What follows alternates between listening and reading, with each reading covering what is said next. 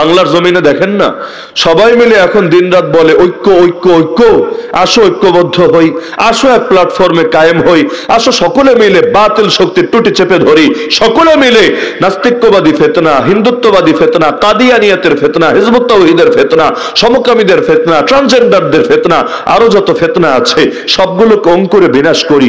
বলতে তো সুন্দর এবং ঐক্য তো আসলে হওয়া দরকারও, কিন্তু বছরের পর বছর বলতে বলতে বলতে ঐক্য হয় না। অপরদিকে দেখেন ফিলিস্তিনে জুলুম শুরু হলো, নির্যাতন শুরু হলো, তাদের মধ্যে কি কোনো দলাদলি ছিল না? তাদের মধ্যে কি কোনো বিভক্তি, কোনো ইখতিলাফ ছিল না?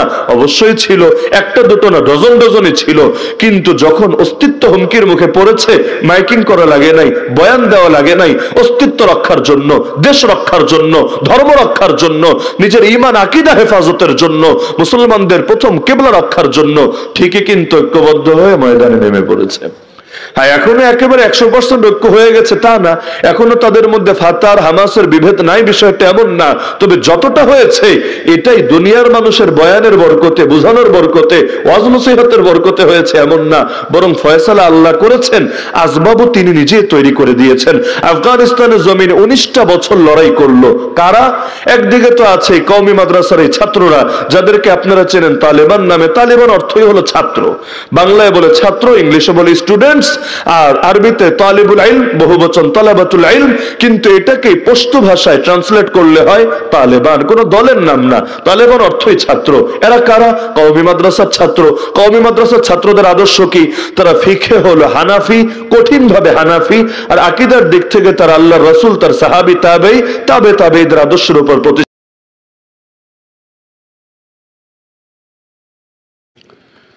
الحمد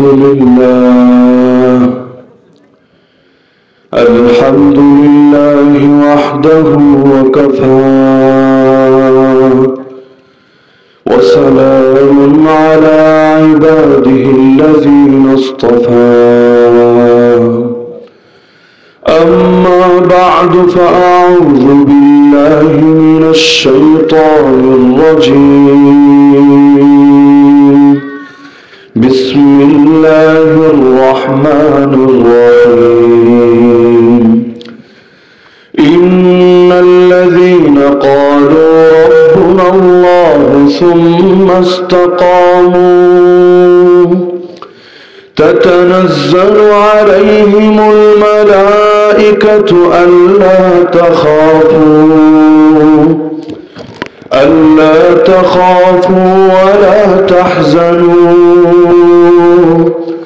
وأبشروا بالجنة التي كنتم توعدون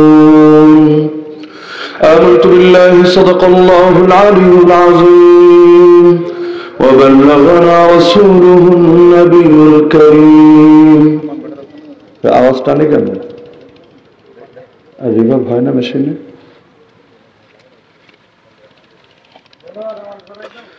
হযরত মাওলানা মুফতি কিফায়াতুল্লাহ আজহারী দামাত বারাকাতুহুল আলিম নিবিড় তত্ত্বাবধানে পরিচালিত নুরুল উলুম দারুল আবরার কওমি মাদ্রাসা তেরমুখ কড়াইহাটি উত্তরখান উত্তরের উদ্যোগে আয়োজিত আজকের ইসলামী সম্মেলনের সম্মানিত সভাপতি মণ্ডলী, উপস্থিত আমার শ্রোতা ওয়াজিবুল ইহতিরাম হযরত উলামায়ে কেরাম, এলাকার গণ্যমান্য মুরব্বীগণ, স্থানীয় এবং দূর দূরান্ত থেকে আগত দিন দরদি কোরআন প্রেমী তৌহিদি জনতা এবং পর্দার আড়ালে থাকা মা ও বোনেরা, যখন বাইতুস-সালামে পড়তাম মনে পড়ে প্রায় জুম্মার দিনই মসজিদুত তাকওয়ায় চলে যেতাম সিরেফ হযরত মাওলানা মুফতি কিফায়াতুল্লাহ আজহারী দামাত বারাকাতুহুল আলিয়ার বয়ান এবং আরো স্পেসিফিক ভাবে বলল হুজুরের তিলাওয়াত এবং খুতবা শোনার জন্য। এখনো সেই তেলাওয়াত গুলো কানে বাজে। এখন তো আর নিয়মিত মাঠে ময়দানে থাকার কারণে যাওয়ারও সুযোগ হয় না, শোনারও সুযোগ হয় না, কিন্তু মহাব্বত আলহামদুলিল্লাহ সেই ছাত্র জামানা থেকে। তো সিরেফ এ কারণেই হযরতের মহাব্বতের খাতিরে আজকে এখানে আসা, যদিও এখানে আসার জন্য অনেকটা ঝামেলাই আমাকে পোহাতে হয়েছে, ঘুমের দিক থেকে বলেন, খাবার দাবারের দিক থেকে বলেন, আবার পরবর্তী প্রোগ্রাম ধরার দিক থেকে বলেন, তারপরও মহাব্বত তার কোনো বাধা মানে না। দোয়া করি আল্লাহ তাআলা হযরতের ছায়াকে আমাদের মাথার উপর দীর্ঘায়িত করুন, আসমানে জমিনে সমস্ত বালা মুসিবত থেকে হেফাজতে রাখুন এবং যেভাবে আল্লাহ তাআলা আল মানহালকে কবুল করেছেন, এই নতুন জামিয়াকে আল্লাহ তাআলা কবুল করুন। আল্লাহ তাআলা শুধু এলাকার জন্য না, গোটা দেশের জন্য এটাকে রাহমাত এবং হেদায়েতের মার্কাজ হিসেবে কবুল করুন। রব্বুল আলামিনের একটা নামই হলো আল কাইয়ুম।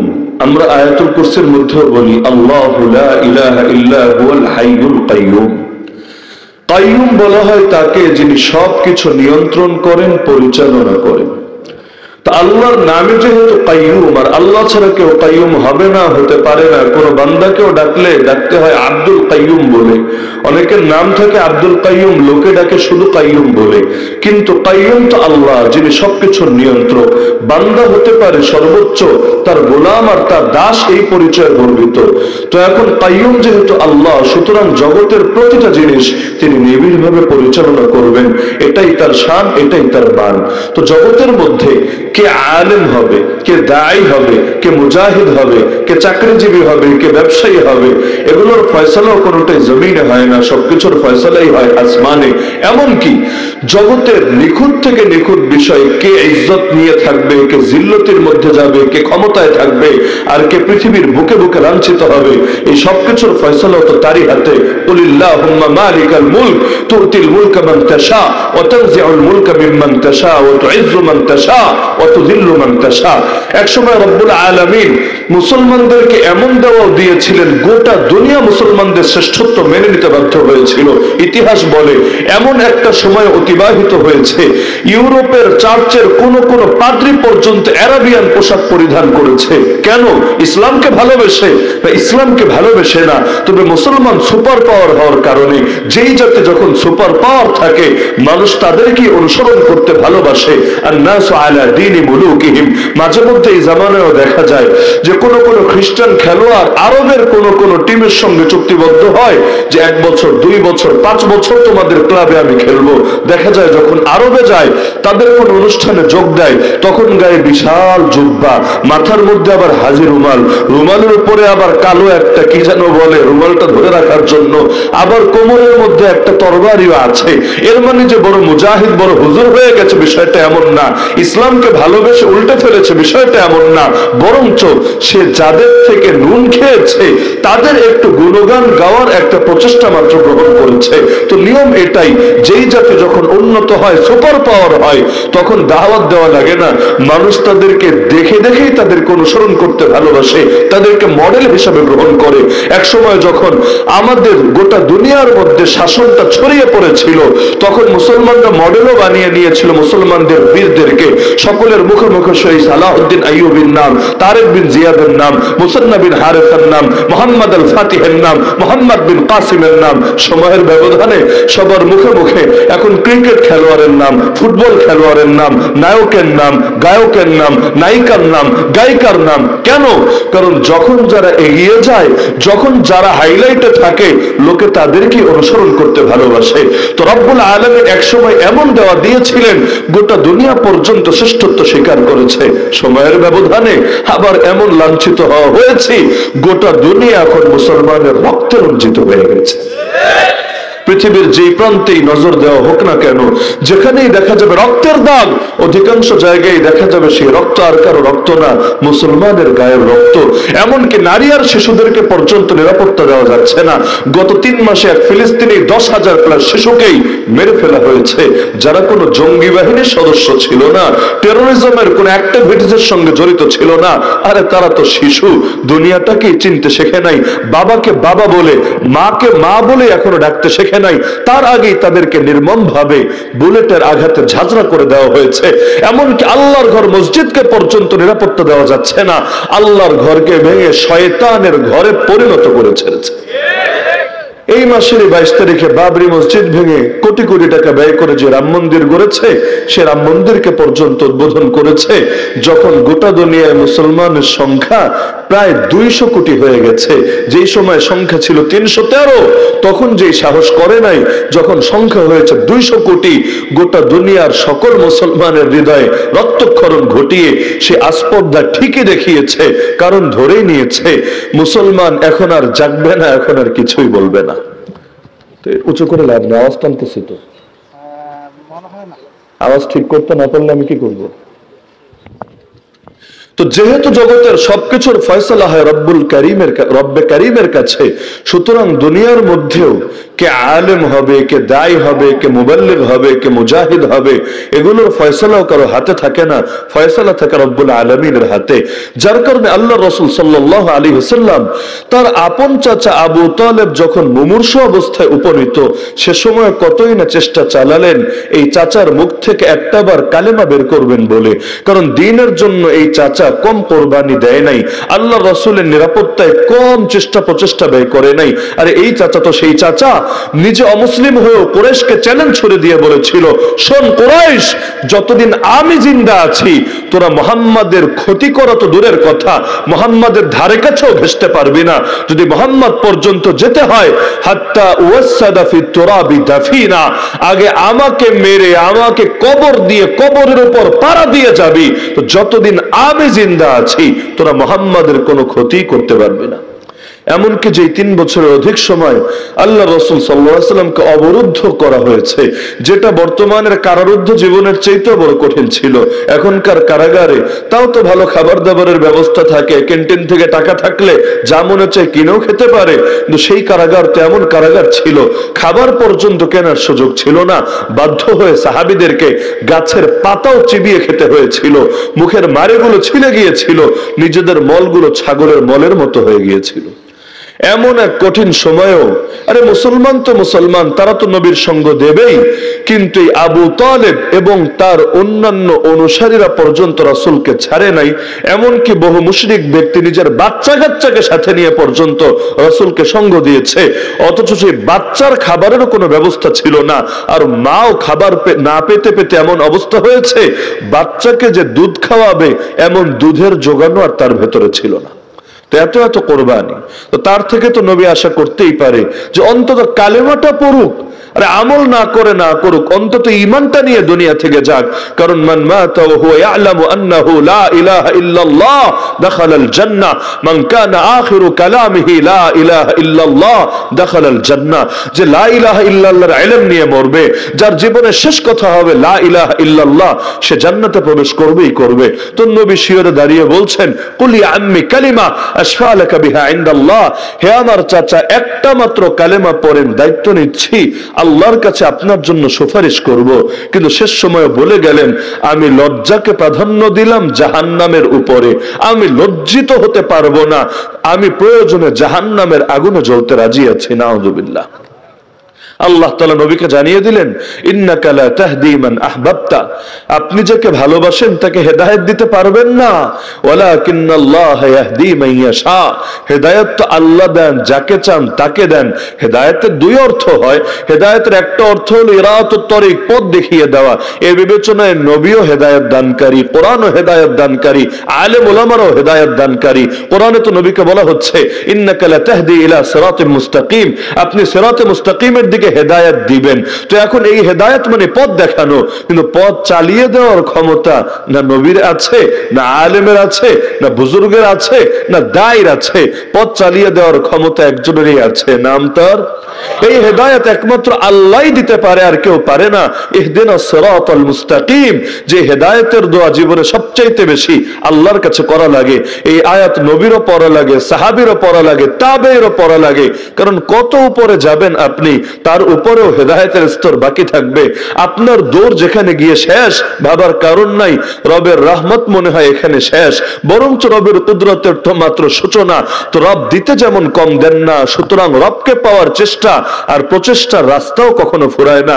যতই আগাবে দেখবে আরে এখনো তো যা অতিক্রম করেছি এর চাইতে আরো বহু পথ বাকি রয়ে গেছে। হাদিসে আছে, নবী বলেন, আমি ডেইলি 100 বার তওবা করি আল্লাহর কাছে। কিসের জন্য 100 বার তওবা করেন? তিনি কি গুনাহ করেন? না, গুনাহের থেকে না, বরং প্রতি মুহূর্তে আল্লাহ যে তার মাকাম বাড়াতেই থাকেন, বাড়াতেই থাকেন, বাড়াতেই থাকেন। তো উপরের মাকামে গিয়ে যখন নিচের মাকামের দিকে নজর দেন, ওই নিচেরটার বিবেচনায় তিনি আল্লাহর কাছে ক্ষমা প্রার্থনা করেন, আস্তাগফিরুল্লাহ আস্তাগফিরুল্লাহ। যেমন যখন নামাজ শেষ করেন, নামাজ শেষ করতে দেরি 3 বার বলতে নবীর দেরি হয় না। আস্তাগফিরুল্লাহ, আস্তাগফিরুল্লাহ, আস্তাগফিরুল্লাহ। কিসের জন্য ক্ষমা প্রার্থনা? কারণ মা আবাদনাকা হাক্কা ইবাদাতিক ওয়া মা আরাফনাকা হাক্কা মারিফাতিক। যেভাবে আপনার ইবাদত করা দরকার ছিল পারি নাই, যেভাবে আপনাকে চেনা দরকার ছিল চিনতেও সক্ষম হই নাই। এ কারণে আল্লাহ রাসূল সাল্লাল্লাহু আলাইহি সাল্লাম বলতেন, ইন্নামা আনা কাসিম আল্লাহু ইউতি। আমি তো শুধু বন্টন করি, দাতা তো আল্লাহ, দেন তো একমাত্র আল্লাহ। এজন্য আমরাও যে দোয়া করি আল্লাহর কাছে, কোরআনের বাক্য, রব্বানা লা তুজিগ কুলুবানা বাদা ইয হাদাইতানা ওয়া হাব লানা মিন লাদুনকা রাহমা ইন্নাকা আনতাল ওয়াহ্হাব।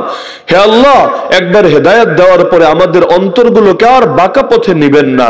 হে আল্লাহ, আপনি রহমত দান করেন আপনার পক্ষ থেকে, নিশ্চয়ই আপনি দাতা। আপনি যদি রহমত দান না করেন, আমরা কেউই হেদায়েতের উপর টিকতে পারবো না, অটল আর অবিচল থাকতে পারবো না।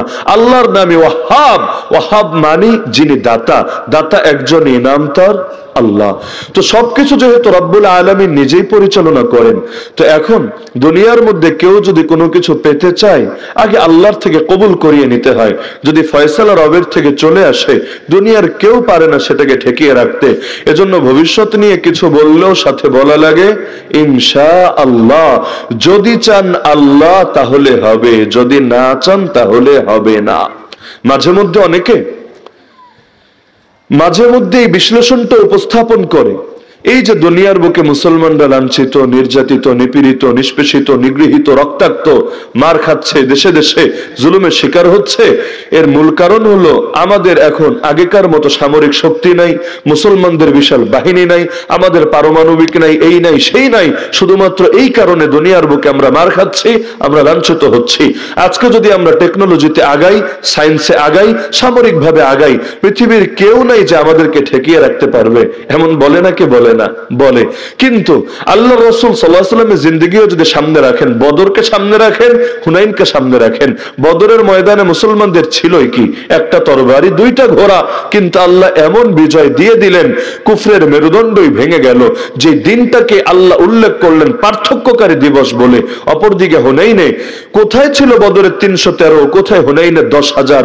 সংখ্যাও কত বেশি, প্রস্তুতিও কত বেশি, অস্ত্রশস্ত্রও কত বেশি, কাফের 3 গুণের চাইতেও বেশি কম। কিন্তু যখন কাফেররা মায়ের শুরু করলো, বিভিন্ন টিলার আড়াল থেকে যখন তারা তাদের তীরগুলো ছুঁড়ে মারতে লাগলো, অবস্থা এমন হলো মুসলমান পালানোর জায়গা খুঁজে পাচ্ছিল না। আল্লাহ রাসূল আর গুটি কয়েক সাহাবী ময়দানে অটল ছিলেন, কিন্তু অধিকাংশই ময়দান ছেড়ে এক একজন এক এক দিকে ছুটে যাচ্ছিল। কোরআন বলছে, ইয আজাবাতকুম কাসরাতুকুম ফালাম তুগনি আনকুম শাইআ। যখন তোমাদের সংখ্যাধিক্য তোমাদেরকে মুগ্ধ করে ফেলেছিল, কিন্তু এই সংখ্যা তোমাদের কোনোই কাজে আসে নাই। ওয়াদাকাত আলাইকুমুল আরদু বিমা রাহুবাত। পৃথিবী এত প্রশস্ত হওয়ার পরও তোমাদের জন্য এত সংকীর্ণ হলো, কোথায় গিয়ে পালাবা সেই জায়গাও খুঁজে পাচ্ছিল না। তো সংখ্যায় বেড়েছে, কিন্তু আল্লাহর থেকে নজরটা কিছুটা সরে গিয়ে সংখ্যার দিকে পড়েছে। বিনিময় এমন জুলুমের শিকার হয়েছে, পালানোর জায়গা খুঁজে পাচ্ছিল না। কিন্তু বদরের ময়দানে নজর আল্লাহর দিকে এমন ভাবে ছিল, সবাই তো বুঝেই ফেলেছিল আজকে আল্লাহ না বাঁচালে একজন এই ময়দান থেকে হায়াত নিয়ে যেতে পারবে না। নবীও বলেছিলেন, আল্লাহুম্মা ইন তাহলিক হাযিহিল ইসাবা লাম তু'বাদ ফিল আরদ। হে আল্লাহ, আজকে যদি এই বাহিনী ধ্বংস হয়ে যায়, এই পৃথিবীতে আর কখনো তোমার ইবাদত হবে না। আল্লাহ এমন সাহায্য করলেন, কোরআনে জানালেন, ফালাম তাকতুলুহুম ওয়ালাকিন্নাল্লাহ কাতালাহুম। তোমরা হত্যা করনি তাদেরকে হত্যা করেছেন স্বয়ং আল্লাহ নিজে। তো মুসলমানের ইজ্জতের ফয়সালা আর জিল্লতের ফয়সালা না অস্ত্র দিয়ে হয়, না সংখ্যা দিয়ে হয়। হ্যাঁ, দুনিয়া আসবাবের জরুরত আছে, চাকরিরও যেমন জরুরত, ব্যবসারও যেমন জরুরত, প্রস্তুতিরও জরুরত আছে। আর প্রস্তুতির আদেশও তো আল্লাহ নিজেই দিয়েছেন, ওয়াইদু লাহুম মাসতাতাতুম মিন কুওয়া। কিন্তু যেই প্রসঙ্গে আমি দৃষ্টি আকর্ষণ করতে চাচ্ছি, যে দুনিয়ার আসবাব দিয়ে কিছু হয় না আল্লাহ না চাইলে। কত বাচ্চা এমন আছে 5 বছর 6 বছর হেফজখানায় মেহনত করে আর করে আর করে, বাপ মাও টাকা পয়সা দিতে কম দেয় না, উস্তাদেরও যোগ্যতায় ঘাটতি নাই, মেহনতেরও কমতি নাই, সবকিছু ঠিক আছে।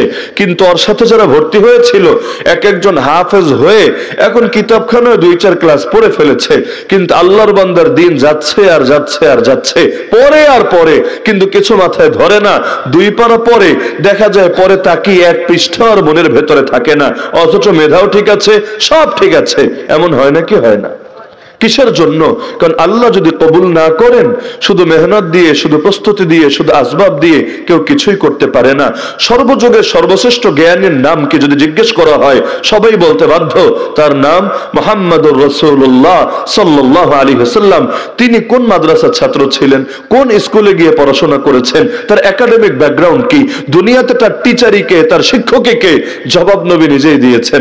আল্লামানি রব্বি ফাআহসানা তা'লিমি ওয়া আদাবানি রব্বি ফাআহসানা তা'দিবি। আমার রবি আমাকে ইলম শিক্ষা দিয়েছেন, বড় উত্তম ভাবে তিনি ইলম শিক্ষা দিয়েছেন। আমার রবি আমাকে আদব শিখিয়েছেন, বড় উত্তম ভাবে তিনি আদব শিখিয়েছেন।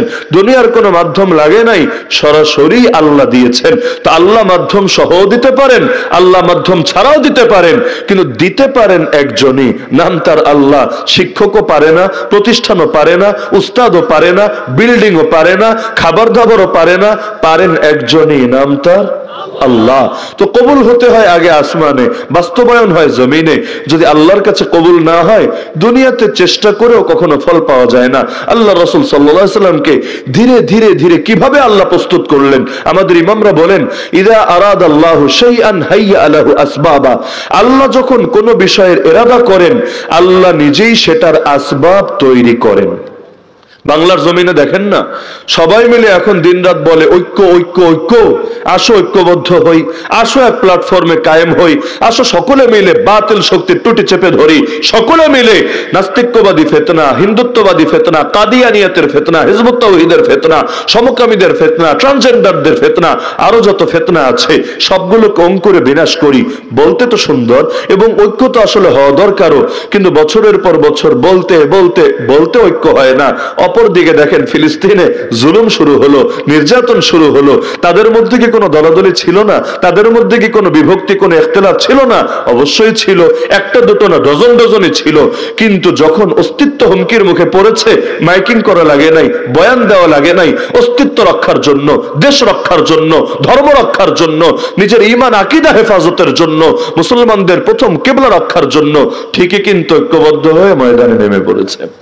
হ্যাঁ, এখনো একেবারে 100% ঐক্য হয়ে গেছে তা না, এখনো তাদের মধ্যে ফাতার হামাসের বিভেদ নাই, বিষয়টা এমন না। তবে যতটা হয়েছে এটাই দুনিয়ার মানুষের বয়ানের বরকতে, বুঝানোর বরকতে, ওয়াজ নসিহতের বরকতে হয়েছে এমন না, বরং ফয়সালা আল্লাহ করেছেন, আসবাবও তিনি নিজেই তৈরি করে দিয়েছেন। আফগানিস্তানের জমিনে 19টা বছর লড়াই করলো কারা?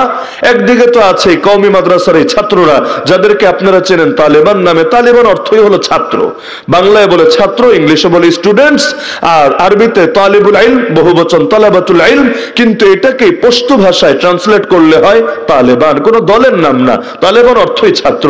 এরা কারা? কওমি মাদ্রাসার ছাত্র। কওমি মাদ্রাসার ছাত্রদের আদর্শ কি? তারা ফিকহে হলো হানাফি, কঠিন ভাবে হানাফি, আর আকীদার দিক থেকে তারা আল্লাহর রাসূল, তার সাহাবী, তাবেঈ, তাবেঈদের আদর্শের উপর প্রতিষ্ঠিত। তাদের সঙ্গ দিল কারা? সে আরবের মুজাহিদিনরা। তারা আবার কারা? যাদের বড় একটা অংশই হাম্বলি বা সালাফি। বাংলাদেশে দেখেন সালাফি আর হানাফি কি পরিমাণ দ্বন্দ্ব চলতে থাকে এলাকায় এলাকায়, মসজিদে মসজিদে। এক দলে সে আরেক দলের জাহান্নামে পৌঁছাতে পর্যন্ত দেরি করে না। আরে কি নামাজ পড়লে জীবন ভর?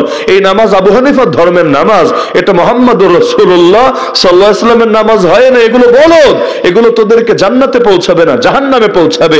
এমনকি কখনো মুশরিক পর্যন্ত বলতে দ্বিধা করে না যে হানাফিরা কবর পূজারী, হানাফিরা মুশরিক, তাদের আকীদা সহিহ নাই, তারা গোমরা, তারা 72 দলের অন্তর্ভুক্ত, যে 72 দল হবে জাহান্নামী। বলে না কি বলে না? গণহারে বলতে থাকে। এই দেশে এই দ্বন্দ্বই মিটানো যায় নাই এত যুগ ধরে। যত মিটানোর চেষ্টা করা হয় দেখা যায় তত বেশি আরো মাথাচাড়া দিয়ে উঠে বসে। এমনকি সাধারণ সাধারণ মানুষ, হুজুরে হুজুরে তো ইখতিলাফ করলে চলে, যে ওই পাশের এক শায়েখ, এই পাশের এক মাওলানা, দুইজনে মিলে ইখতিলাফ করছে তাও চলে। দুই কলম যে আরবি পড়বে দূরের কথা, বিশুদ্ধ করে বাংলাও রিডিং ঠিকভাবে পড়তে পারে না। এও এসে যখন মসজিদের খতিব সাহেবের ভুল ধরে, শাইখুল হাদিস সাহেবের সঙ্গে বেয়াদবি করে, এর চাইতে হাস্যকর বিষয় কি হতে পারে? এসে বলে হাদিস মানেন না হুজুর, এতকাল এই শুধু নিজের আকল আর কিয়াসেরই পূজা করে যাবেন? যদি জিজ্ঞেস করে হাদিস মানি না তোমারে বললো কে? বলেছে আমার শায়েখ। আমার শায়েখ জানিয়েছে তোমাদের এই আমল এটা হাদিসের বিপরীত, এটা বুখারীতে নাই, এটা মুসলিমে নাই, সুতরাং তোমরা হাদিস মানো না, তোমরা হাদিস অস্বীকারী। বলে না কি বলে না? এখন দলীয় নামই হয়ে গেছে আহলুল হাদিস। আহলুল হাদিস শব্দের অর্থ হলো মুহাদ্দিস। আহলুল হাদিসের মূল অর্থ কি? মুহাদ্দিস যেমন আহলুল হাদিস কারা যদি জিজ্ঞেস করা হয়, ইমাম বুখারী, ইমাম মুসলিম, ইমাম আবু দাউদ, ইমাম তিরমিজি, ইমাম নাসাই, ইমাম ইবনে মাজাহ। যেমন বেশি দূর যাওয়া লাগবে না, তিরমিজি যদি আপনারা খুলেন, সুনানে তিরমিজিতে দেখবেন মাঝে মধ্যে লেখা আছে ওয়া আলাইহি আমালু আহলিল হাদিস, এর উপরে আমল রয়েছে মুহাদ্দিস সাহেবদের, অর্থাৎ হাদিস শাস্ত্রের ইমাম যারা তারা এভাবেই আমল করে এসেছে। কিন্তু এখন দলীয় নামে যখন এটা হয়ে গেছে, যেই লোক হাদিস একটা পড়তেই পারে না দেখে শুনে, তারেও বলা হচ্ছে আহলুল হাদিস। অথচ হাদিস যদি পড়তেই না পারে তারে মুহাদ্দিস বললে এতে মুহাদ্দিস শব্দের অপমান হয় না কি হয় না? আরে হয় না কি হয় না? সবকিছু শাব্দিক অনুবাদ দিয়ে চলে না রে ভাই। হাদিসের মধ্যে আহলে কোরআনের প্রশংসা আছে। আল্লাহ রাসূল সাল্লাল্লাহু আলাইহি ওয়াসাল্লাম বলেন, ইন্না লিল্লাহি আহলিনা মিনান নাস, মানুষের মধ্য থেকে আল্লাহর কিছু আহাল আছে, কিছু পরিবার আছে। শুনতে কত ভালো লাগে। আরে সেই মানুষ কত সুন্দর কপালওয়ালা, কত বড় খুশনসিব যে আল্লাহর পরিবারের সদস্য হতে পেরেছে। আল্লাহর পরিবার মানে কি? আল্লাহর কি স্ত্রী আছে? আল্লাহকে সন্তান জন্ম দেন? না, নাউযুবিল্লাহ। লাম ইয়ালিদ ওয়া লাম ইউলাদ, লাম ইয়াত্তাখিদ সাহিবাতান ওয়ালা ওয়ালাদা। আল্লাহর পুত্রও নাই, আল্লাহর কন্যাও নাই, আল্লাহর স্ত্রীও নাই, আল্লাহর ডাইরেক্ট ফ্যামিলিও নাই। তো আল্লাহর ফ্যামিলি, আল্লাহর পরিবার মানে কি? এটা একটা সম্মানসূচক শব্দ, একটা প্রতীকী শব্দ। আল্লাহ মর্যাদা দেওয়ার জন্য এই শব্দটা উল্লেখ করেছেন। না হলে নবীকে যখন বলেন আল্লাহর বন্ধু, এর মানে কি? দুনিয়াতে আমাদের যেমন ফ্রেন্ডশিপ হয়, একজন আরেকজনের প্রতি দুর্বল হই, আকৃষ্ট হই, ভালো লাগে, ভালোবাসা কাজ করে, আল্লাহর ক্ষেত্রেও কি বিষয়টা এমন যে অন্তরে দুর্বলতা আসবে, এরপর আরেকজনের দিকে আকৃষ্ট হবে, তারপর তার জন্যই নিজেকে সঁপে দেবে, এই অর্থে না, বরঞ্চ আল্লাহর বন্ধু মর্যাদার অর্থে। না হলে নবী তো আল্লাহর গোলামও, আল্লাহর বান্দাও। কালেমাই তো পড়ি, আশহাদু আল্লা ইলাহা ইল্লাল্লাহ ওয়া আশহাদু আন্না মুহাম্মাদান আবদুহু ওয়া রাসূলুহু। আমি সাক্ষ্য দিচ্ছি মুহাম্মদ সাল্লাল্লাহু আলাইহি ওয়াসাল্লামের 1 নম্বর পরিচয় তিনি আল্লাহর গোলাম, 2 নম্বর পরিচয় তিনি আল্লাহর রাসূল। তো গোলামকেও যিনি বন্ধু বলে সম্বোধন করেন, কত বড় উদার তিনি, কত বড় মহানুভব তিনি, কত বড় কারীম তিনি। তো আল্লাহ তাআলার রাসূল বলছেন যে আল্লাহর পরিবারের সদস্য রয়েছে মানুষের মাঝে। সাহাবীরা বললেন, ইয়া রাসূলুল্লাহ, তারা আবার কারা? যে আল্লাহর আহাল, আল্লাহর ফ্যামিলি মেম্বার। নবী জবাব দিলেন, আহলুল কুরআন হুম আহলুল্লাহ ওয়া খাসাতুহু। আহলে কোরআন যারা, তারাই হলো আল্লাহর পরিবার, আল্লাহর খাস লোক। এখন বাংলাদেশে আহলে কোরআন বলতে কাদেরকে বোঝায়? যারা কোরআন মানে হাদিস মানে না, যারা হাদিসের কোন দলিল দিলেও এটা বিশ্বাস করে না। আমরা কারাগারে গিয়ে এই দল পেয়েছিলাম যাদের স্পষ্ট আকীদা হলো কবরে আযাব হবে না, এগুলো ভুয়া। কিয়ামতের দিন নবী শাফাআত করবে না, এগুলো ভুয়া। এমনকি নামাজও 5 ওয়াক্ত পড়তো না, নামাজ পড়তো 3 ওয়াক্ত। কারণ তাদের বক্তব্য কোরআনে আমরা 3 পেয়েছি, 5 পাই নাই। আবার প্রত্যেক নামাজের আগে সুন্নত, আর পরে সুন্নত, আবার ওয়াজিব, এগুলো তো পড়তো 3 ওয়াক্ত, তাও আবার জাস্ট 2 রাকাত করে। 3 ওয়াক্তের নামাজ 2 রাকাত করে। আর আমাদের পেছনে জীবনে নামাজে দাঁড়াতোই না, কারণ তাদের দৃষ্টিতে আমরা মুসলমানই না। আর কাফেরের পেছনে নামাজে দাঁড়ালে নামাজ তো হয় না। তো দাবি করছে নিজেকে আহলে কোরআন, কিন্তু এখন ইসলামের অনেক শাশ্বত আর অকাট্য বিধান মানেই না। তো আপনারা কি বলবেন, আসলে এরা আহলে কোরআন? এরা কোরআনের ধারক বাহক? কিছুতেই না। বরঞ্চ আহলে কোরআন নামটাকে এরা বিকৃত করে ছেড়েছে। দেখেন না, রসে ভরা জিনিস নাম দিয়েছে আনারস, দানা দিয়ে ভরা ফল নাম দিয়েছে বেদানা। বে মানে কি? নাই, ছাড়া। বেদানা, দানা মুক্ত, অথচ এটাই দানা দিয়ে ভরা। এখন কাম করে বেদাত, নাম হওয়া দরকার ছিল বেদাতি। তো বাংলার জমিনে তাদের নামই হয়ে গেছে সুন্নি।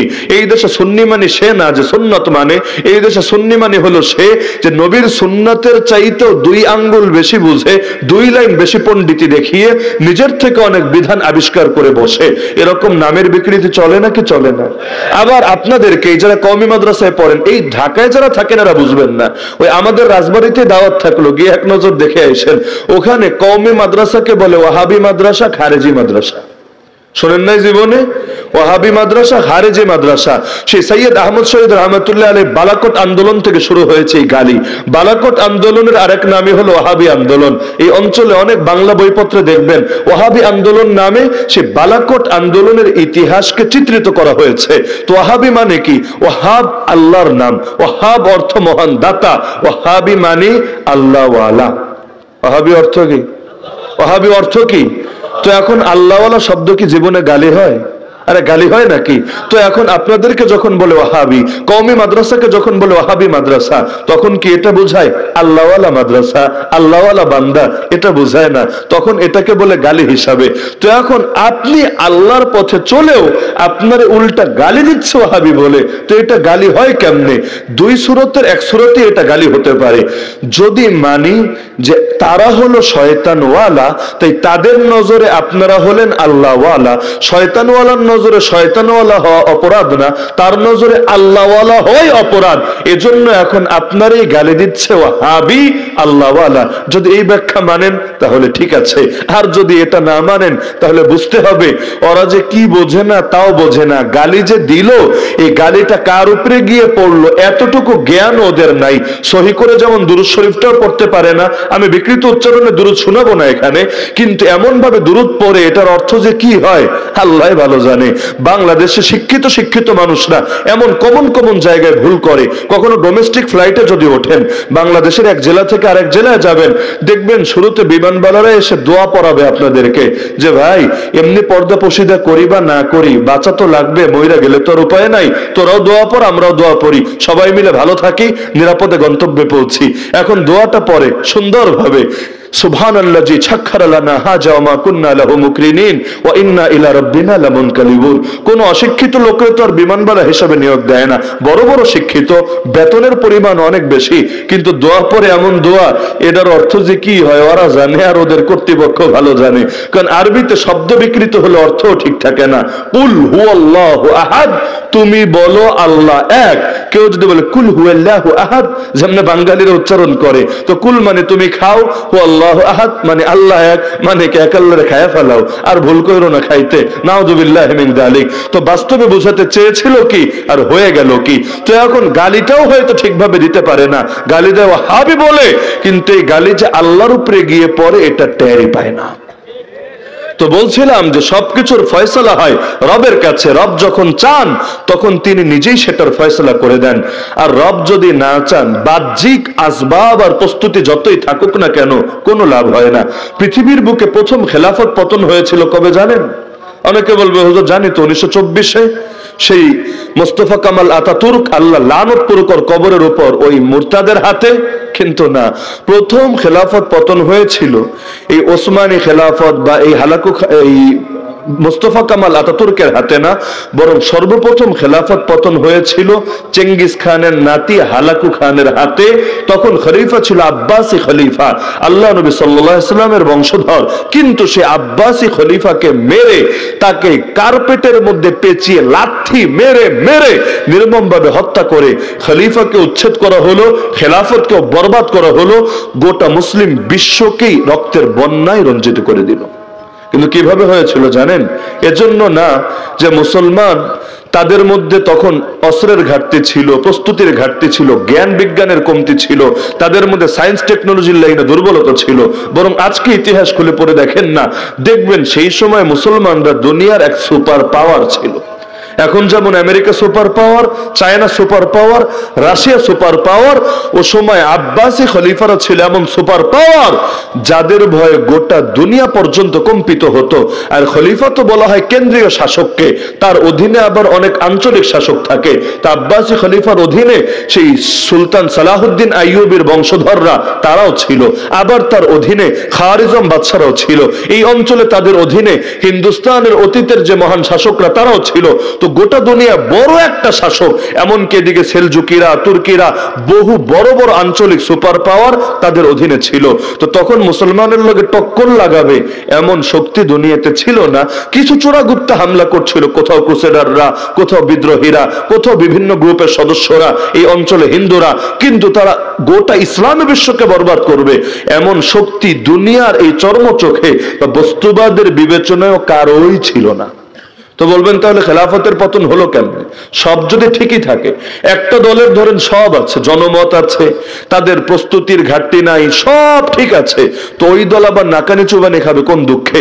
যদি সব ঠিকই থাকে, তা আব্বাসী খলিফারা যদি সুপার পাওয়ারই হয় আর তাদের অধীনে বড় আরো আঞ্চলিক শাসকও থাকে, এমনকি কাফেররা টক্করে মারতে না পারে, তাহলে হারে আবার কিভাবে? ওই যে বললাম যে ফয়সালা তো জমিনে হয় না, ফয়সাল হয় আসমানে। অফিস সামা রিজকুকুম ওয়া মা তুআদুন, রব যদি জিল্লতির ফয়সালা করে রাখেন, সবকিছু ঠিক থাকলেও লাভ হয় না, তখন জিল্লতি নিয়েই মরা লাগে। জিল্লতির সূচনা কিভাবে হয়েছিল? খলিফা নিজেই তার অধীনে থাকা এক আঞ্চলিক শাসককে চ্যালেঞ্জ মনে করে বসেছিল। বাপ যদি পোলারে চ্যালেঞ্জ মনে করে, ওই ঘরে কি সুখ দেখা দিবে নাকি অশান্তি দেখা দিবে? ওই ঘরে তো অশান্তির দাবানল জেলে উঠবে। এখন মানুষে মানুষে ভুল বোঝাবুঝি হবে, এটাই স্বাভাবিক ব্যাপার। তো খলিফাই এক আঞ্চলিক শাসকের বিপক্ষে অবস্থান নিল। কোন আঞ্চলিক শাসক? খাওয়ারিজম বাদশাহ। নামটা মাথায় রাখেন, খাওয়ারিজম সাম্রাজ্য।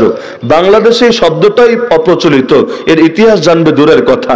তো খাওয়ারিজম বাদশারা এত শক্তিশালী ছিল, রাশিয়ার এলাকা বলেন, এদিকে আফগানিস্তান বলেন, এদিকে হিন্দুস্তান পর্যন্ত গোটা অঞ্চল জুড়ে বিশাল লম্বালম্বী বিশাল এক রাজত্ব তাদের ছিল, যেটা মুসলমানদের জন্য এক বর্ডারের ভূমিকা পালন করছিল। যেদিক থেকে হিন্দুরা বলেন, চাইনিজরা বলেন, মঙ্গোলীয়রা বলেন, আরো যত শক্তি আছে, যদি ইসলামী বিশ্বের রাজধানীতে ঢুকতে চায়, রাজধানী ছিল বাগদাদ, যদি রাজধানীতে ঢুকতে চায় বা আল্লাহ না করুক মক্কা মদিনায় হামলে পড়তে চায়, তাদেরকে এই পথ দিয়ে ঢুকতে হবে। আর এই পথের সবচাইতে বড় বর্ডার গার্ড ধরতে পারেন এই খাওয়ারিজম সাম্রাজ্যকে, কারণ এদেরকে মেরে তারপরে সামনে এগোতে হবে। যদি এরা ঠিকঠাক ভাবে থাকে, কারো ক্ষমতা নাই ইসলামী বিশ্বে ঢুকে পড়বে। মসজিদে হারাম অথবা মসজিদে নববী অথবা খেলাফতের রাজধানী বাগদাদের কোন অমর্যাদা করবে। এত পাওয়ারফুল এক সাম্রাজ্য। কিন্তু মুসলমানদের তৎকালীন খলিফা নাসের, যে ছিল শিয়া, 50 বছরের অধিক সময় সে শাসন করেছিল। সে হঠাৎ চিন্তা করলো, আরে খাওয়ারিজমরা যে হারে শক্তিশালী হয়েছে, দুদিন পর যদি আমাদের বিরুদ্ধেই লেগে বসে, আমাদের পরিণতি কি হবে? আর খলিফা শিয়া হওয়ার কারণে আর তারা সুন্নি হওয়ার কারণে টুকটাক ভুল বোঝাবুঝি তো ছিলই, মাঝে মধ্যে হুমকি পাল্টা হুমকি, এগুলো তো চলতোই। এখন চিন্তা করলো, যদি এরা এই হারে সামনে অগ্রসর হতে থাকে, 2 দিন পর আমাদের টুটি চেপে ধরলে আমাদের পরিণতি হবে কি? তো খলিফার চেয়ার তো এমন না যেটা একজনেরই থাকবে সারা জীবন, এটা তার হাত থেকে যাবে না। তো যদি তারই কিক আউট করে পরবর্তীতে এরা গদি দখল করে, তাহলে হবেটা কি? তো এখন ভাবলো, মাথা ব্যথার সমাধান ওষুধ দিব না, মাথা ব্যথার সমাধান মাথাটাই কেটে ফেলবো, তাহলে মনে হয় আমরা নিরাপদ থাকতে পারবো। তো একটা ঝামেলা হলো, আল্লাহ তাআলা মানুষের মধ্যে লড়াইয়ের এক প্রবণতা ন্যাচারাল ভাবেই রেখে দিয়েছেন। মানুষ লড়াই করে, মানুষ লড়াই করতে ভালোবাসে। তো যখন কাফের মুশরিকের বিরুদ্ধে লড়াই জারি রাখে, তখন এই চেতনাটা ওদের বিরুদ্ধেই ব্যয় হতে থাকে। কিন্তু যখন কাফের মুশরিকের বিরুদ্ধে এই চেতনাটা আর জাহির করে না, বরং বন্ধ রাখে, কিন্তু ভেতরে লড়াইয়ের এক মানসিকতা তো আল্লাহ দিয়ে দিয়েছেন, তো অন্য শত্রু না পেলে তখন নিজেরাই কামড়াকামড়ি করে। এ কারণে দেখবেন যতদিন পর্যন্ত জিহাদ জারি থাকে, ততদিন পর্যন্ত মুসলমান নিজেদের ইখতিলাফ গুলোকেও মায়ের পিঠের পর্যন্ত নিতে পারে না, কারণ অনেক ক্ষেত্রেই ওই ব্যস্ততাই তাদেরকে এদিকে মনোযোগ দেওয়া থেকে বিরত রাখে। কিন্তু যখন বাইরের শত্রুর সঙ্গে আর মোকাবেলা হয় না, তো বসে বসে আর কতক্ষণ ললিপপ চাবাবে?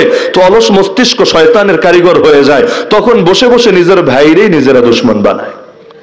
আমি দেখেছি বাংলাদেশের উত্তরবঙ্গের কিছু এলাকায়, সেখানে অনেক দল, আমি নাম বলবো না, যেই দলগুলো হয়তো অন্যান্য জেলায় আপোষে মারপিটও করে, কিন্তু সেখানে দেখেছে তারা একযোগে সকলে মিলে ময়দানে নেমে কাদিয়ানীদের বিরুদ্ধে আন্দোলন করে।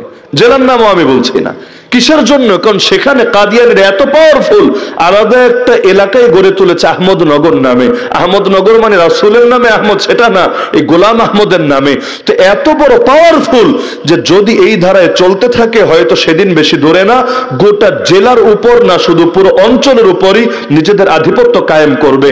কারণ এই যে ইহুদিরা এখন এই ইসরায়েল দখল করলো কিভাবে, এখন পুরো অঞ্চলটাকে খেয়ে ছাড়লো কিভাবে? কারণ এক সময় এসেছিল ভালো সেজে, এসে জমি কিনেছে, জায়গা জমি কিনে কেউ প্রতিষ্ঠান গড়েছে, কেউ ঘর বাড়ি তুলেছে, করতে করতে করতে এক পর্যায়ে নিজেরাই মোড়ল সেজে বসেছে। ইস্ট ইন্ডিয়া কোম্পানি এখানে এসে বাদশাহী কায়েম করলো কিভাবে? এসেছিল ব্যবসার সুরত ধরে, জায়গা জমি কিনেছে, পরিধি বাড়াতে বাড়াতে এক পর্যায়ে নিরাপত্তার জন্য আলাদা ফোর্স গঠন করেছে, অস্ত্রশস্ত্র এনেছে, আনতে আনতে এক পর্যায়ে গোটা অঞ্চলকে দখল করে ছেড়েছে। তো এখন এই পাহাড়ি অঞ্চলেও অনেক সময় এইরকম শয়তানি করে। পাহাড়ি অঞ্চলে যারা আছে ওদেরকে দাওয়াত দিয়ে দিয়ে দিয়ে খ্রিস্টান বানাতে চায়, চায়, আবার যারা খ্রিস্টান হয় ওদেরকে সুযোগ সুবিধা দিয়ে এক এলাকায় এনে সেটাকে আবাদ করতে চায়। উদ্দেশ্য কি? এরাই যখন সংখ্যাগরিষ্ঠ হবে সবাইকে মিলে একটা না একটা প্যাচ আর গ্যাঞ্জাম লাগিয়ে ছাড়বে। তো এই কৌশল তো বড় পুরনো কৌশল। তো কাদিয়ানিরাও বিশাল বিশাল জায়গা জমি কিনে কখন একসঙ্গে এসে আলাদা সোসাইটি গড়ে যে আমরা যখন পাওয়ারফুল হব তখন আধিপত্য আমাদেরই চলবে। তো এখন তাদের জন্য সবচাইতে বড় চ্যালেঞ্জ যেহেতু কাদিয়ানি, আর কাদিয়ানি সকলের দুশ্মন। হানাফি হলে তারও দুশ্মন, সালাফি হলে তারও দুশ্মন, কোন পীর সাহেবের মুরিদ হলে তারও দুশ্মন, দাওয়াত তাবলীগের মেহনত করলে তারও দুশ্মন, কেউ জিহাদের চেতনা লালন করলে তারও দুশ্মন। এমন কোন মুসলমান নাই কাদিয়ানি যার দুশ্মন না এবং দুশ্মন মনে করে না। তো এখন এই কাদিয়ানি যেহেতু সকলের কমন দুশ্মন, তো কমন দুশ্মনকে দমন করার জন্য সকলে একযোগে হাতে হাত মিলিয়েছে। আরে আগে মূল দুশ্মনকে তো শেষ করি, তারপর নিজেদের বোঝাপড়া নিজেরা করা যাবে।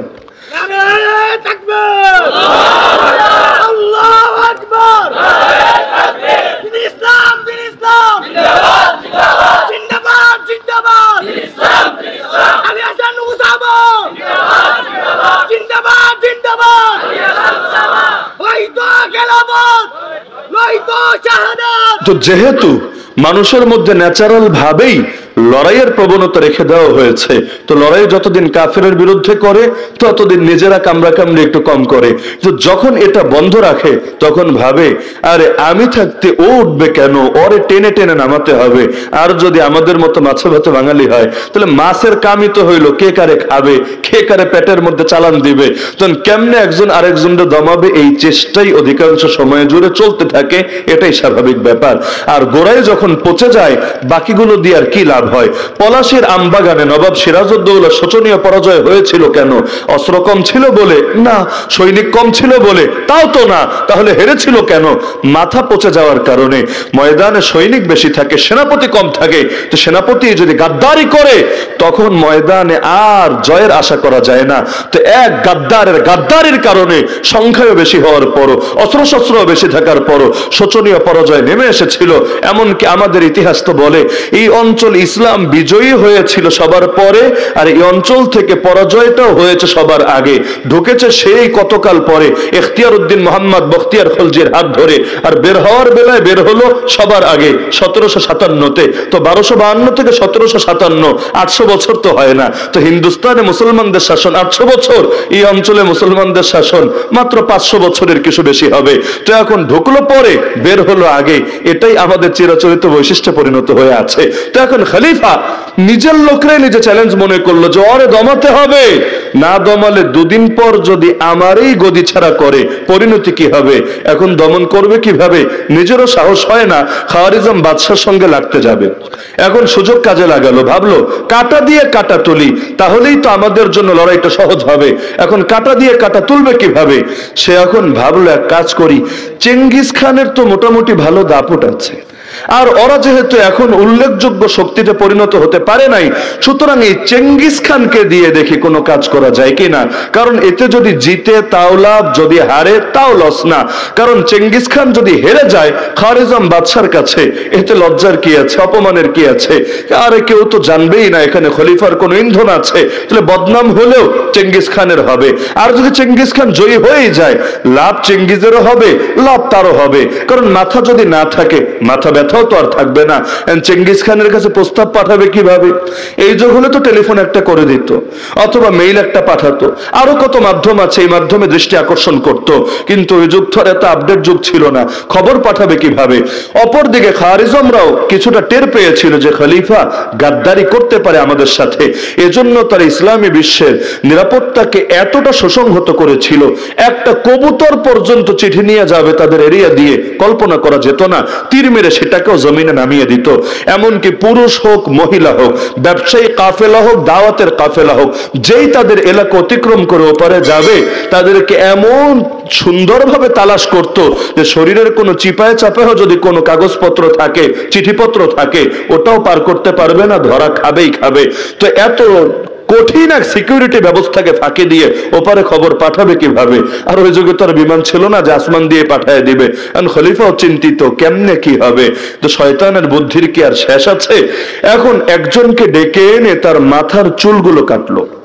এই খলিফা শিয়া নাসির চুলগুলো কেটে এরপর মাথায় ব্লেড দিয়ে রক্ত বের করে করে একটা চিঠি লিখলো অল্প কথায়, যে চেঙ্গিস খান, আমি তোমাকে সালাম জানাচ্ছি, তুমি আমার এই দুশমন খাওয়ারিজম সাম্রাজ্যের উপর অ্যাটাক দিতে পারো, আমার পক্ষ থেকে পুরো সাপোর্ট, পূর্ণ সহযোগিতা তুমি পাবা, আর এরপর তোমার সাথে আমার বোঝাপড়া হবে, ইনশাআল্লাহ আমাদের মধ্যে কোনো ভুল বোঝাবুঝি থাকবে না, লাভ লস যা আছে এগুলো সমহারে বন্টন হয়ে যাবে। সুন্দর এক প্রস্তাব মাথায় লিখলো, কিন্তু মাথায় লিখলেও যদি যাওয়ার সময় মাথা দেখে ফেলে তাহলে কি হবে?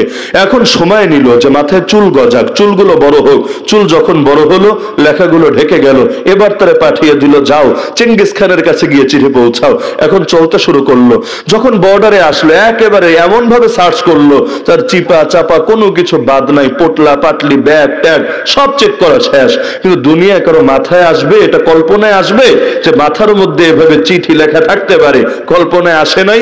চলে গেল চেঙ্গিস খানের দরবারে, গিয়ে সালাম জানালো, তার মাথাটা হলক করাতে বলল, নাপিতকে নরসুন্দরকে ডেকে এনে মাথার চুল ফেললো। দেখে তো চেঙ্গিস খান মহা খুশি, কারণ তখনও চেঙ্গিজিদের এত দাপট হয় নাই, মাত্র মঙ্গোলীয় জয় করেছে, চায়নার সাথে সামান্য টুকটাক লড়াই হয়েছে, দুই একটা এলাকায় আধিপত্য কায়েম করেছে, কিন্তু এত বড় পাওয়ারফুল হয় নাই। তারে তখন চেনেই বাকে, মঙ্গোলীয়র মরুভূমি থেকে উঠে এসেছে। এটা দেখে তো মহা খুশি, আরে খলিফাই যদি আমার সাপোর্ট দেয় তাহলে আমার আর কি লাগে, আর এটারে যদি আমি দমন করতে পারি আমার আগামীর পথ সুগম হবে। হামলা হলো, ঠিকই খাওয়ারিজম সাম্রাজ্যকে বরবাদ করে ছাড়লো। খলিফাও বসে বসে তামাশা দেখলো, ওদিকে আইয়ুবী সালতানাত, এদিকে হিন্দুস্তানের সালতানাত, কেউ পাশে দাঁড়ালো না। ভাবলো ইয়া নাফসি ইয়া নাফসি, নিজে বাঁচলে বাপের নাম, ওরা মরলে মরুক, আমাদের তাতে কি। এখন এমন করুণ ভাবে তাদের পরাজয় ঘটলো, ইতিহাসে এই অধ্যায়গুলো পড়লে কেউ চোখের পানি ধরে রাখতে পারবে না।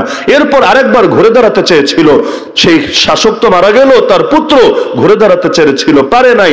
পরবর্তীতে চেঙ্গিস বাহিনীর হাতে পুনরায় তার মরণ হলো। তো এখন চেঙ্গিস খান এসে খাওয়ারিজম সাম্রাজ্যকে বরবাদ করলো। খলিফা তো মহা খুশি, যাক আপদ বিদায় হয়েছে। এক পর্যায়ে খলিফাও দুনিয়া থেকে চলে গেল, তার পরবর্তী শাসকরা দুনিয়াতে আসলো। কিন্তু চেঙ্গিজের নাতি হালাকু, চেঙ্গিস তো আর নাম না, ওর মূল নাম তেমুজিন, চেঙ্গিস খান এটা হলো আর উপাধি। তো এই তেমুজিনের নাতি হালাকু খান যখন ক্ষমতায় আসলো, সে ভাবলো পাওয়ারফুল খাওয়ারিজম সাম্রাজ্যকে যদি বরবাদ করতে পারি, ওই আব্বাসী খলিফাদেরকে রেখে কি লাভ? খাইলাম যখন পুরোটাই খাই, খালি হাত খায়া বসে থাকা লাভ কি? এবার মাথাটাও খাই। এখন ওদিকে কিছু গাদ্দার নিযুক্ত করে দিল, যারা খলিফারে উল্টাপাল্টা বুঝিয়ে আর্মির মধ্যে বিভক্তি সৃষ্টি করলো, আর্মির সংখ্যাও কমিয়ে আনলো। খলিফারে বুঝালো হুদাই এত টাকা পয়সা ব্যয় করে লাভ কি? দুনিয়াতে তো আমাদের দুশ্মনী নাই, এই টাকাগুলো সামরিক খাতে ব্যয় না করে শিক্ষা খাতে, সংস্কৃতি খাতে ব্যয় করলে দেশের উন্নতি হবে। ভুলভাল বুঝিয়ে খলিফারও একদিক থেকে দুর্বল করলো, আরেক দিক থেকে ওদেরকে আহ্বান জানালো। তো এই প্রধানমন্ত্রী তৎকালীন সময়ে ছিল শিয়া, আগে ছিল খলিফা শিয়া, পরবর্তীতে ইবনে আলকামি প্রধানমন্ত্রী হলো শিয়া। এই হালাকু খানকে ডেকে আনলো, এসে গোটা খেলাফতরে তো বরবাদ করলোই, কোটি কোটি মানুষকে তো জানে মারলোই, এমনকি শেষে বাগদাদের প্রধান কেন্দ্রীয় লাইব্রেরি, তৎকালীন দুনিয়া শ্রেষ্ঠতম একটা লাইব্রেরি, এর সামনে এসে দাঁড়িয়ে হালাকু খান আদেশ জারি করলো, লাইব্রেরিটাকেও পুড়িয়ে ছাই বানিয়ে দাও। তার সঙ্গের লোকেরা বলল, বাদশাহ জাহাপনা লাইব্রেরি পুরালে কি হবে, এগুলো তো বই, আরে জ্ঞানের খোরাক থাকলে আমাদেরও তো উপকারে আসবে, এই বইয়ের সাথে দুশ্মনী দেখিয়ে কি লাভ আছে? আর এখানে এমন এমন বিরল বই আছে যা দুনিয়ার কোথাও আর খুঁজে পাওয়া যাবে না। তিনি বললেন ভালো কথা, আমি তো এত অশিক্ষিত মানুষ, এত কিছু বুঝি না, কিন্তু আমাকে শুধু এতটুকু বলো, এই বইগুলো কি ওরা পড়েছিল নাকি পড়ে নাই? বলল হ্যাঁ অবশ্যই পড়েছে। এবার গর্জে উঠে বলল, তাহলে কান খুলে শোনো, যেই বই পড়ে কিভাবে গাদ্দারদের থেকে সচেতন থাকতে হয়, কিভাবে নিজেদের আত্মরক্ষা করতে হয়, কিভাবে নিজেদের স্বাধীনতা হেফাজত করতে হয়, এই সবকে পায় নাই, ওই রকম বই পড়িয়ে আমি আমার প্রজন্মকে বরবাদ করাতে চাই না, সব পুড়িয়ে ছাই বানিয়ে দাও।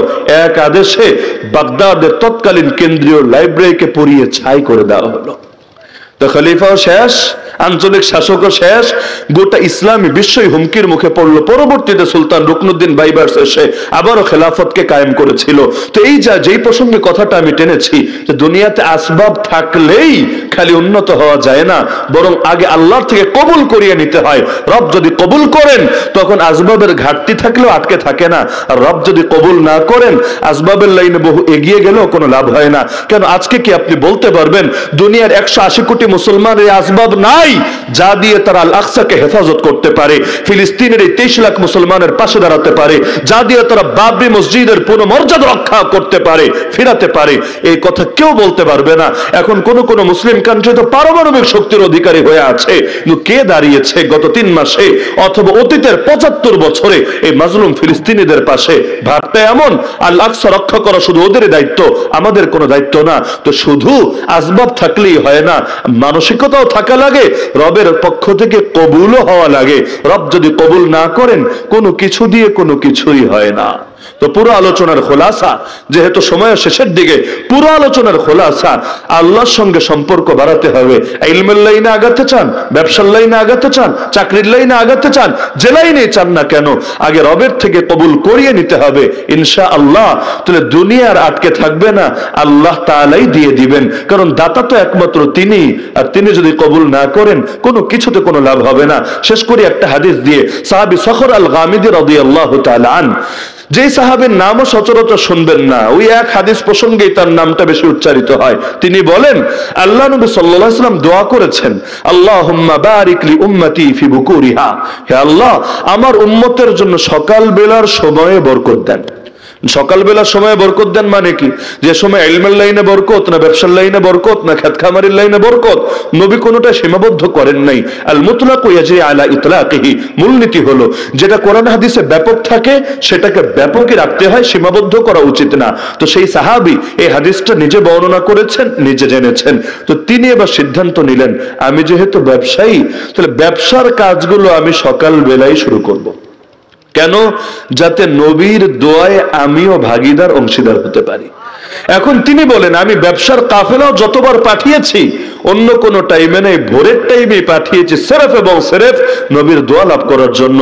তিনি বলেন, আল্লাহর নবীর এই দোয়ার বরকতে আল্লাহ আমার ব্যবসায় এত বরকত দেওয়া দিয়েছেন, এই ব্যবসার প্রফিট এত বাড়া বেড়েছে, আমি কোথায় রাখবো এত মাল, এটা ভেবেই হয়রান হয়ে গিয়েছে।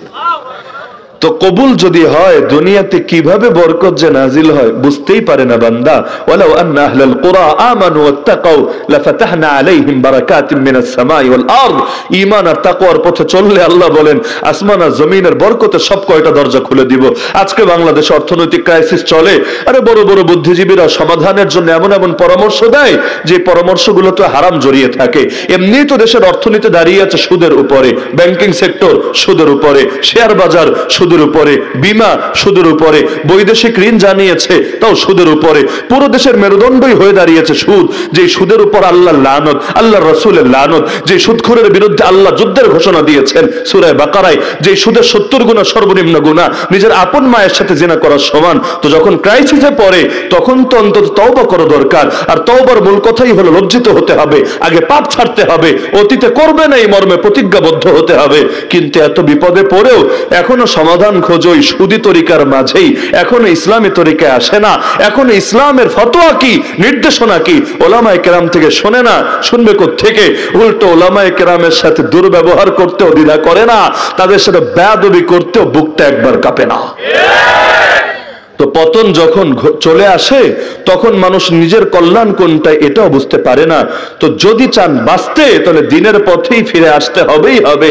দিন ছেড়ে যেখানেই যাবেন কোথাও শান্তি পাবেন না। ইসলাম মানেই শান্তি, ইসলাম যেখানে যাবে শান্তি নিয়ে যাবে, যেখান থেকে মাইনাস হবে ওখান থেকে শান্তিও মাইনাস হবে।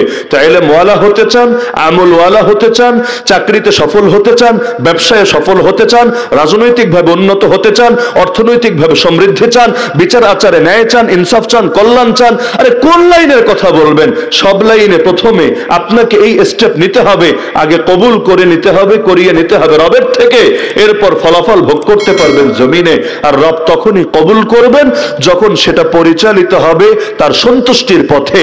আল্লাহকে লাল কার্ড দেখিয়ে দুনিয়াতে কেউ সুখে থাকবে না, শান্তিতে থাকবে না। শান্তির মালিক একমাত্র আল্লাহ, কোনো গায়রুল্লাহ না। মনে থাকবে তো ইনশাআল্লাহ। সুতরাং আজকের এই মাহফিল থেকে এই আহ্বানই আমি জানাচ্ছি, প্রত্যেকে আল্লাহর সঙ্গে সম্পর্ক আরো মজবুত করেন। ওয়াতুবু ইলাল্লাহি জামিআন আইয়ুহাল মুমিনুন লাআল্লাকুম তুফলিহুন। প্রত্যেকে আল্লাহর কাছে কামব্যাক করেন। তওবা মানেই কামব্যাক করা। আবার আল্লাহর কাছে কামব্যাক করেন যাতে করে সফল হতে পারেন। হাসিবু আনফুসাকুম ক্বাবলা আন তুহাসাবু। নিজেই নিজের খসড়া হিসাব নেন কিয়ামতে চূড়ান্ত হিসাব নেওয়ার আগে। এতে করে দুনিয়াও সুন্দর হবে, আখিরাতও সুন্দর হবে। আল্লাহকে রাজি করে কেউ খারাপ থাকবে না, আল্লাহকে নারাজ করে কেউ ভালো থাকতে পারবে না। মনে থাকবে তো ইনশাআল্লাহ। আল্লাহ তাআলা কবুল করুন। আল্লাহ তাআলা আমাদের হযরত মাওলানা কিফায়াতুল্লাহ আজহারী দামাত বারাকাতুহুমুল আলিয়া ছায়াকে আমাদের উপর দীর্ঘায়িত করুন, তার সকল খেদমতগুলোকে কবুল করুন। আমিন। ওয়া আখিরু দাওয়ানা আলহামদুলিল্লাহি রাব্বিল আলামিন।